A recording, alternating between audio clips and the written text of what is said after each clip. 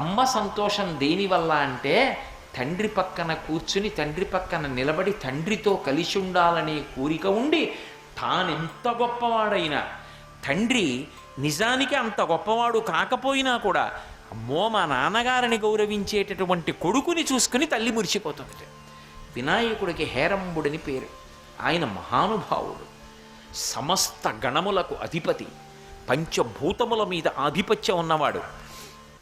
ఇంత గొప్పవాడయ్యుండి పరమేశ్వరుడు నడిచొస్తుంటే ఇలా చేతులు కట్టుకుని నించుంటాడట. తండ్రి అంటే అంత గౌరవంతో అంత మర్యాదతో ప్రవర్తిస్తాడట. అంత మర్యాదతో ప్రవర్తిస్తాడు కాబట్టే మీరు ఎప్పుడైనా పార్వతీ పరమేశ్వరులు, సుబ్రహ్మణ్యుడు, వినాయకుడు ఉన్న మూర్తిని చూడండి. అమ్మవారు కోరి కోరి సుబ్రహ్మణ్యుణ్ణి కొడుగ్గా కంది సుబ్రహ్మణ్యోత్పత్తి జరిగితే, కానీ ఆవిడ సుబ్రహ్మణ్యుణ్ణి ఒళ్ళో కూర్చోబెట్టుకోదు. అమ్మ పోలికంతా ఎవరికి ఉంటుందంటే సుబ్రహ్మణ్యుడికి ఉంటుంది. అమ్మ చేతిలో శూలం ఆయన చేతిలో ఉంటుంది. అమ్మ ఏ తటాకంగా మారిందో ఆ తటాకంలోంచి వచ్చాడు, అదే ఆయన మంత్రం శరవణ భవ. ఇన్ని అమ్మ పోలికలైనా అమ్మ ఒళ్ళో సుబ్రహ్మణ్యుడు ఉండడు. ఎవరి ఒళ్ళో ఉంటాడు? అయ్య ఒళ్ళో కూర్చుంటాడు, శివుడు ఒళ్ళో కూర్చుంటాడు. నాన్నగారంటే అంత ఇష్టం, నాన్నగారండి నెగిరి కూర్చుంటాడు. సుబ్రహ్మణ్యుడు చిన్నవాడు, తానిత్తు కూర్చుంటుంది, తొడ మీద కూర్చోబెట్టుకుంటాడు. పెద్ద కొడుకు తండ్రి పక్కనే ఉంటాడు, తండ్రికి ఆసరాగా ఉంటాడు. తనంత గొప్పవాడైనా తండ్రి అంటే అంత గౌరవాన్ని ఇస్తాడు. ఇంతకన్నా నాకేం కావాలి అనిట వినాయకుడి పేరు చెప్తే అమ్మవారి ముఖం ఇంత అయిపోతుంది. ఇంత మంచి కొడుకు హేరంబుడు వీడు అని పరమశివుడి ముఖం ఇంత అయిపోతుందట.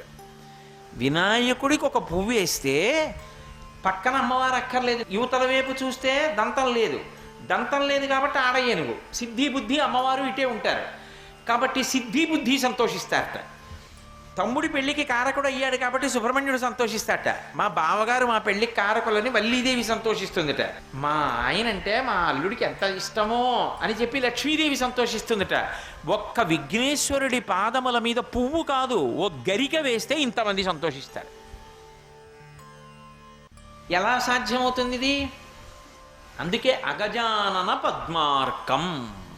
పార్వతీదేవి యొక్క ముఖానికి సూర్యబింబము వంటివాడు.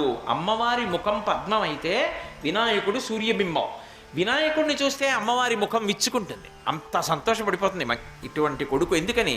తనకి కాదు అక్కర, తన భర్తకి అక్కర. అందుకు ఆవిడ సంతోషం. ఒక ధర్మపత్నికి ఉండేటటువంటి లక్షణం పతివ్రతా లక్షణం. అందుకే అఖిలాండేశ్వరీ దేవాలయం అని దక్షిణ దేశంలో జంబుకేశ్వరంలో ఉంది. అమ్మవారి తేజస్సు ముందు నిలబడలేకపోయారు ఒకప్పుడు, ఎవరు వెళ్ళలేకపోయేవారు లోపలికి. అప్పుడు అమ్మవారిలో ఉన్నటువంటి తేజస్సు కొంత తగ్గించాలంటే, అమ్మవారిని ప్రసన్నురాల్ని చెయ్యాలంటే ఏం చెయ్యాలని ఆలోచించి శంకరాచార్యులు వారు ఎదురుగుండా విఘ్నేశ్వరుణ్ణి ప్రతిష్ఠించారు. అయినా సరిపోకపోతే అప్పుడు ఆ రత్నతాటం శ్రీచక్ర తాటంకాలు వేశారు. మూషిక వాహన మునిజన భావన నీ పదమే శరణు, నీ పదమే శరణు. విజయ ప్రదాయక విఘ్న వినాయక నీ పదమే శరణు, నీ పదమే శరణు.